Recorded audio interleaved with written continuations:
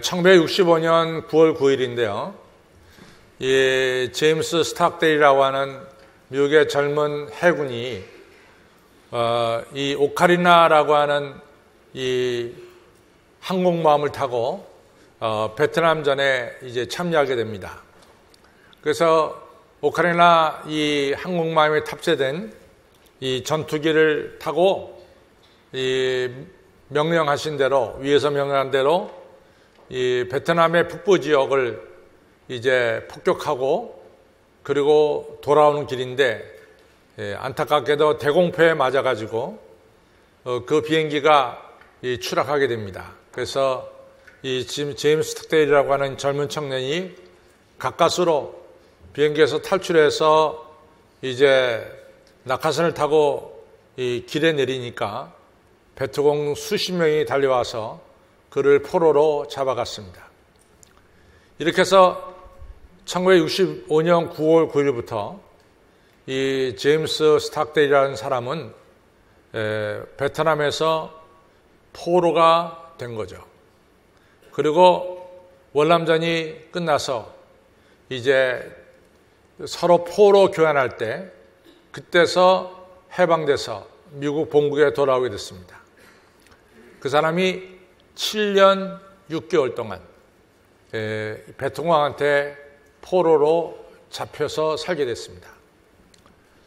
이 사람이 잡혀간 것이 어디냐면은 미군들이 다 잡혀있는 그 수용소에 잡혀갔는데, 그 미군들이 그 수용소를 가리켜서 소위 말하기를 힐톤 수용소다 이렇게 부르는 그 수용소로 이분이 갔습니다. 이분이 7년 6개월 하고 나서 이 수기를 썼는데 7년 6개월 동안 심한 이같이 고문을 받았고 또 모진 학대를 받았다고 합니다. 그리고 7년 6개월 동안 이분이 무려 4년 동안을 독방에서 지내게 했다고 합니다. 이분의 얘기를 보면 제가 베트공한테 좀 고분고분하고 바짝 엎드리고 또 베트공이 원하는 대로 미국을 실컷 욕하고, 미국은 나쁜 나라다라고 실컷 욕하고, 그 다음에 베트공이 원하는 대로 미국 해군의 정보를 좀 넘겨주면은 그런 대로 이같이 모진 고문과 이 학대는 피했을 것이다 이런 얘기를 합니다. 그리고 4년씩이나 그런 독방에서 지내지는 않았을 것이다 이런 얘기를 합니다. 그러나 자기는 그렇게 하지 않았대요. 물론 자기가 무슨 큰 대단한 애국자가 돼서 미국을 욕하지 않은 것이 아니라 그래도 자기 조국을 사랑하는 마음도 있고, 그리고 그 사람들이 하라는 대로 그렇게 하면서 살기는 싫었다고 합니다. 한 번은 이 A라는 수용소에서 B라는 수용소로 옮겨야 되는데 일주일 전부터 아주 베트공들이 음식도 잘 먹이고 또 목욕도 시켜주고 이 포로들을 깨끗하게 했대요. 그래서 A라는 수용소, B라는 수용소로 옮겨갈 때는 이 바깥에 있는 기자들이 이 포로를 갖다 사진 찍을 수가 있게 됐는데, 그때 이제 베트공들 생각에는 우리가 포로들을 갖다가 정당하게 잘 이같이 대하고 있다, 이것을 보이려고 일주일 전부터 아주 음식도 잘 나가고 옷도 깨끗한 것을 입히고 그랬다는 거예요. 그런데 제임스 스탁데일은 사실 그렇지 않잖냐 이거죠. 자기가 고문도 받고 또 학대도 받고 있는데 뭐 그걸 갖다가 나타내야지, 그런 가짜로 잘 지내는 것처럼 보여주는 것은 자기는 싫었다고 합니다. 그날 아침에 이제 수용소 옮기는 날인데 자기는 일부러 자기 머리를 이 책상에다 부닥쳐갖고 피나게 만들고 멍들게 만들었다고 합니다. 그래서 자기는 가리운 채로 A라는 수용소에서 B라는 수용소로 옮겨졌다고 합니다. 그러니까 7년 6개월을 살고 나서 하는 말이, 자기는 이 하루하루를 정말로 이 밀려가는 삶을 살지 않고 나름대로 자기 자신을 지키면서 제가 7년 6개월을 살아왔다는 거죠. 그래서 7년 6개월을 끝내고 그런 대로 건강한 모습으로 이같이 본교에 들어갈 수 있었던 것은 자기가 하루하루를 꼭두가시처럼 살지 않고 정신을 차리고 그리고 살려고 노력했기 때문에 제가 살 수 있었다. 이런 글을 썼습니다. 저는 그 글을 읽으면서 번뜩 제 머릿속에 떠오른 것은 뭐냐면은 이 빅토 프랑클이라는 사람의 글이 떠올랐어요. 빅토 프랑클이 2차 대전 때 이 유태인 이 심리학자인데 이분이 아우슈비츠 수용소에 수감이 됐잖아요. 매일같이 몇천 명씩 이제 이같이 수용소에서 이 불타 죽죠. 근데 이 사람은 매일같이 조금 주는 물, 그 물을 마셔야 되고 이같이 이 조금 주는 물을 잘 나눠서 하루를 써야 됩니다. 근데 이 사람은 매일 아침에 물에 조금을 띄어가지고 그 깨진 유리 조각으로 자기 면도를 했다잖아요. 그리고 나름대로 오늘 불고동에 들어갈는지 내일 불고동에 들어갈는지 모르는 거예요. 그렇지만 오늘 하루를 살더라도 내가 단정하게 살자 이래가지고 면도를 하면서 살았대잖아요. 자기 자신을 지키면서 살았다는 거죠. 그 이야기가 제 머리에 떠올랐어요. 이 제임스 탁데일도 포로 생활하지만은 자기를 지키면서 살겠다라고 하는 거죠. 우리가 이제 성경을 보면 볼수록 제가 깨닫는 것 중에 하나가 뭐냐면은 하나님께서 우리를 향한 분명한 목표가 있어요. 그것은 제가 송구영신 예배 때 말씀드린 것처럼 하나님은 우리와 함께 하시길 원합니다. 함께 하시길 원하는 목적은 뭐냐? 여러분과 저가 살아가는 동안 행복하게 살기를 원하세요. 여러분들 우리가 창세기에 보면은 아담에게 하나님께서 파라다이스, 에덴 동산을 줬어요. 모자람이 없는 동산이 바로 이 에덴 동산이죠. 정말 모든 것이 갖춰진 세상이죠. 근데 아담이 그 파라다이스에 살면서 행복하게 보이진 않았어요. 그래서 우리 하나님께서 조금 속상해 하시면서 내가 모든 것을 다 줬는데 왜 아담이 행복하지 않을까? 그래가지고 하나님께서 이브를 만들어서 이제 데려와서 아담과 이브 결혼식을 시켜줬어요. 그랬더니 아담이 얼마나 좋아하는지 이는 내 살 중에 살이고 내 뼈 중에 뼈다 이렇게 행복해했습니다. 하나님도 행복해 하셨어요. 하나님은 여러분과 제가 이 나그네 인생을 살면서 행복하게 살기를 원하십니다. 행복하게 살기를 원하세요. 우리가 오늘 시편을 읽었는데 시편 전체가 150편이죠. 근데 제 생각에는 시편은 아마도 수천 편이 있었을 거라고 저는 생각합니다. 수천 편이. 우리가 예를 들어서 우리 지금 찬송가에 한 찬송가 600장이 들어있다고 치잔 말이죠. 거의 600장 맞죠. 근데 우리가 찬송가에 있는 찬송 말고도 찬송가에 없는 수많은 복음성가를 우리가 부르고 있어요. 근데 이제 찬송가를 만든 찬송가위원회가 찬송가를 만들 때 아마 수천 편의 이러한 찬송가들을 저들이 연구를 해서 한 600장 정도를 같이 골라서 우리 찬송가에다가 실었을 거예요. 근데 우리 찬송가 실은 것은 사실은 미국 찬송가에 많은 영향을 받았어요. 마찬가지로 이 하나님께 예배 드릴 때 쓰는 구약에서 쓰는 이 예배 기도와 찬송이 바로 시편인데 이것이 아마 수천 편이 있었을 거라고. 근데 수천 편 중에서 고른 것이 150개 고른 거예요. 수천 개 중에서 뽑은 것이 150개예요. 근데 150개가 있는데 150개를 어떻게 순서를 나열하느냐. 이것도 보통 큰일이 아니에요. 어느 시를 갖다가 제일 먼저 앞에 두고 어느 시를 두 번째 두고 어느 시를 맨 마지막에 둘 거냐. 이거 쉽지 않은 이야기입니다. 근데 제가 생각하기에는 이 랍비들, 선생님들이 아마 몇 날을 밤을 새가면서 머리를 짜내며 기도하면서 순서를 정했어요. 근데 순서를 정한 게 오늘 제일 첨부에 나온 게 오늘 우리가 읽은 겁니다. 우리가 복 있는 사람은 이렇게 시작되지만은 사실 원문을 보면은 행복한 사람은 악인의 꾀를 쫓지 않고 죄인의 길에 서지 않고 오만한 자의 자리에 앉지 아니하고 오직 여호와의 법을 주야로 묵상하는 자로다. 시편에 제일 먼저 시작되는 단어가 행복이에요. 그 얘기는 하나님께서 여러분과 저가 이 땅에 살면서 행복하게 살기를 바란다고 하는 하나님의 뜻, 하나님의 마음을 고스란히 표현하는 것이 바로 시편 1편입니다. 저는 충분히 하나님의 마음을 좀 이해할 수가 있어요. 저하고 제 집사람하고 딸이 셋이 있는데 저는 이 세 명의 딸들이 이 땅에 사는 동안 행복하게 살아가기를 바라고 저들이 행복하게 사는데 필요한 것이 있다면 저나 제 집사람은 아낌없이 도와줄 마음이 있어요.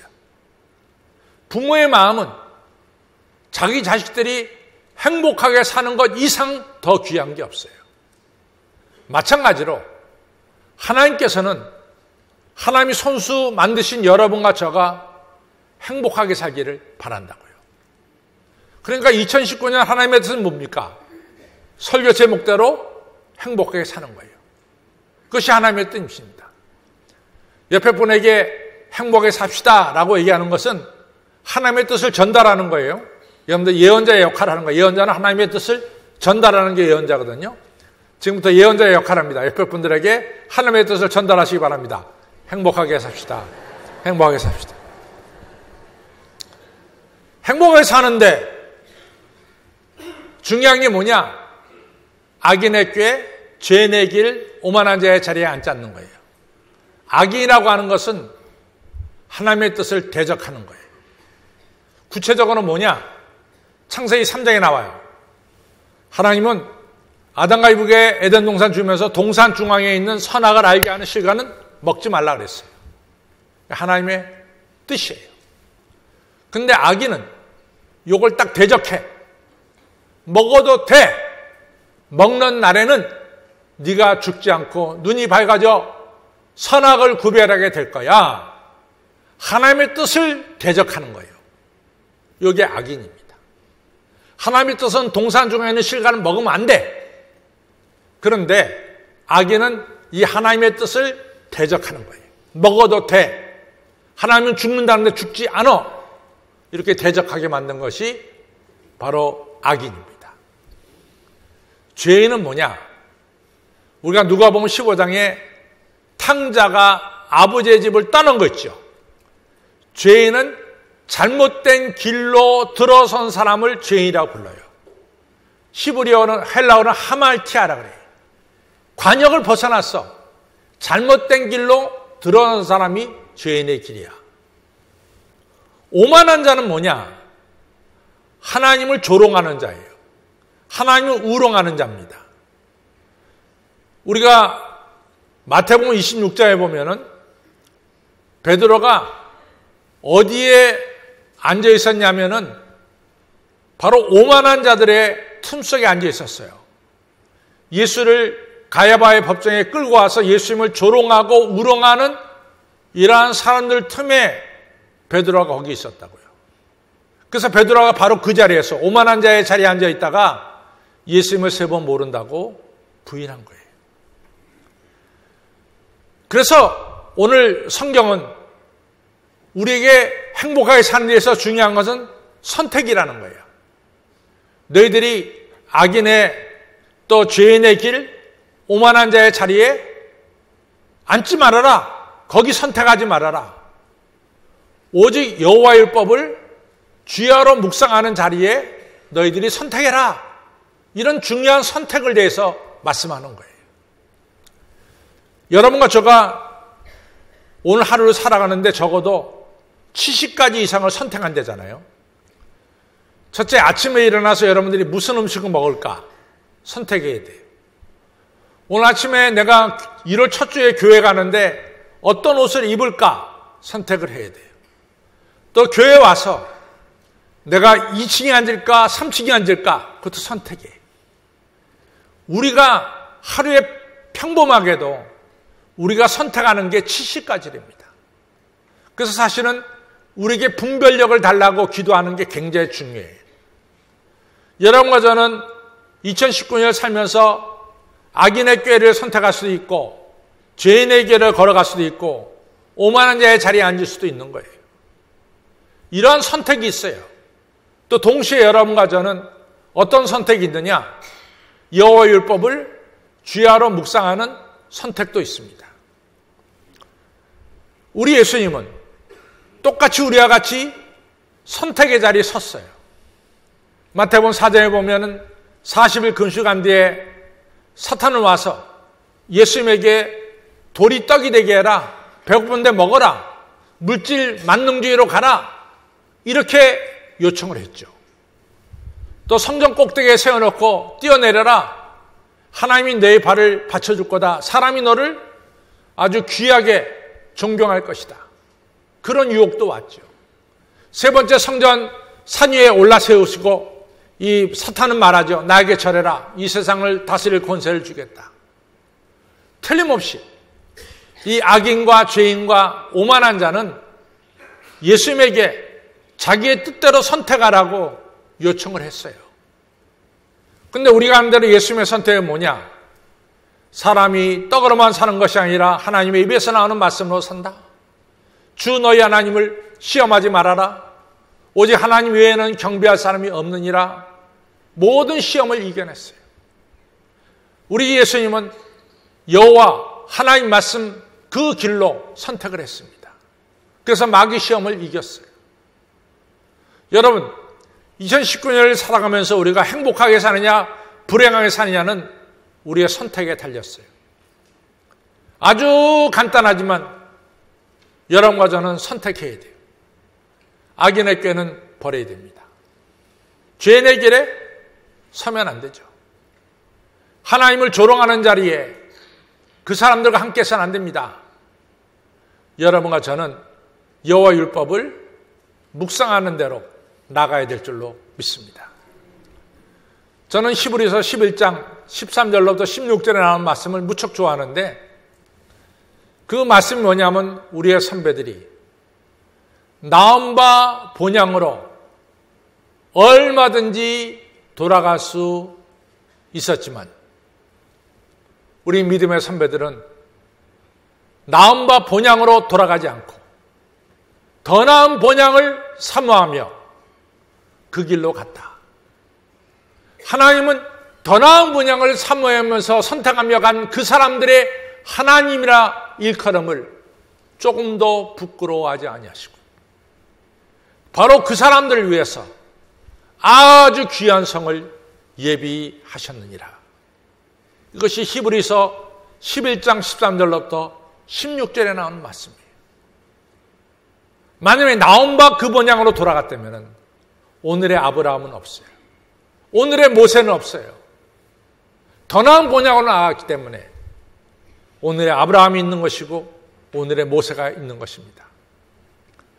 사랑하는 성도 여러분, 우리는 선택을 잘하시기 바랍니다. 시편 1편은 짧은 시지만은 많은 것을 내포하고 있어요. 악인의 길과 의인의 길은 너무 달라. 의인은 여호와 율법을 선택한 자가 의인이고 악인은 여호와 율법을 대적한 자가 악인입니다. 여호와 율법을 선택한 자는 뭐냐? 시절을 쫓아 과실을 맺어 열매를 맺어 시절이 흘러도 잎사귀가 마르지 않아. 잎사귀가 청청해. 여호와 하나님께서 그 길을 형통하게 만들어주세요. 그리고 여호와 하나님께서 천국잔치에 참여하게 만들어 여호와께서 그 의인의 길은 인정하신다 그랬어요. 지켜주신다 그랬어요. 여러분과 저가 유아율법을 쫓아 살 때 2019년 풍성한 열매가 여러분들에게 맺힐 줄로 믿습니다. 1년 내내 빛이 청청한 삶으로 살아가게 될 줄로 믿습니다. 여러분들 앞길이 형통하게 될 줄로 믿습니다. 우리가 천국잔치에 참여할 줄로 믿습니다. 여호와 하나님께서 우리의 길을 인정하시고 지켜줄 줄로 믿습니다. 악인은 그렇지 않으며 바람에 나는 겨와 같대. 이 겨는 창고에 들이질 않아. 이 겨는 이같이 불구덩이 속에 겨를 집어넣어 불을 떼려고 불 속에 들어갈 수밖에 없어. 악인의 길은 망하리로다 그랬어요. 망하는 게 악인의 말로예요. 여러분, 여호와율법을 따라하는 것과 여호와율법을 따라가지 않는 것은 너무나 차이가 집니다. 여러분과 저는 여호와율법에 순종하고 따라가는 자가 돼서 시절을 쫓아 열매를 맺고 잎이 청청하고 하는 일이 형통한 2019년이 되시길 바라고, 여러분과 저가 천국잔치에 참여하는 알곡 신자가 되고 여호와 하나님께서 인정하시고 지켜주시는 2019년 앞길이 되기를 바랍니다. 그러기 위해서 여호와의 말씀을 묵상해야 돼요. 하나님 말씀 묵상해야 돼요. 하나님 말씀 자꾸만 읽고 들어야 돼요. 읽고 들어야 돼요. 오늘 여러분과 저가 시편 1편을 우리가 살펴봤습니다. 성전 밖에 떠나서 글로 끝나는 것이 아니라 여러분들 5층에 올라가서 식사할 때도 한번 시편 1편을 되새기세요. 되새기세요. 되새기세요. 이게 중요해요. 되새기세요. 어느 신학생 후보가, 이제 전도사가 저한테 그래요. 목사님은 어떻게 설교 한 편을 다 외워서 그 시간에 설교합니까? 그래요. 이유는 간단해. 저는 몇 번이고 제 마음속에 반복하고 있어요. 몇 번이고 반복하고 있어요. 나는 한 번 내 설교를 쓰고 나서, 한 번 읽고 나서 성전에 이 강단에 쓴 법이 절대로 없어요. 저는 한 20번은 제가 되새긴다고 생각해요. 20번은 적어도. 여러분, 유대인과 한국인과의 다른 점은 뭐냐? 어디가 머리가 좋으냐? 난 머리가 좋다는 건 한국 사람이 더 좋다고 생각해. 근데 왜 유대인들은 노벨상을 많이 타느냐? 유대인들의 교육은 반복 교육이에요. 반복 교육. 계속해서 반복하는 거예요. 반복 교육이라도. 기초를 배우면 한 번 배운 걸로 끝나는 거예요. 기초를 또 반복하고 또 반복해. 기초가 흔들리지 않아. 우리는 기초 한 번 배우면 끝나. 거기다가 이제 만리장성을 쓰려고 하니까 만리장성이 무너지는 거예요. 기초가 약하니까. 자꾸만 여러분과 저는 성경을 반복해서 읽어야 돼. 반복해서. 이게 묵상하는 거야. 그 묵상하다 보면 성경 말씀이 자연스럽게 내 마음속에 새겨진다. 첫째는 성경을 읽으십시오. 두 번째는 묵상하세요. 되새기시길 바랍니다. 세 번째는 실천하셔야 돼요. 행함이 없는 믿음은 죽은 믿음입니다. 실천하시기를 바랍니다. 오늘 우리 한신 피라모니가 열심히 들으니까 너무 좋네. 여러분들 악기를 자꾸만 해야 되잖아. 이게 나는 모르지만 피아노 치는 사람이 그래요. 일주일 안 치면 벌써 내 손이 알고, 2주일 안 치면 청중이 알고 다 안되며 열심히 해야 돼요. 열심히. 우리 열심히 성경 읽읍시다. 묵상합시다. 지켜 행하셔서 2019년 열매 맺고 잎이 청청하고, 그렇죠? 앞길이 형통하고 천국잔치에 참여하고 하나님 보호하시는 행복한 2019년 되시기를 축원합니다.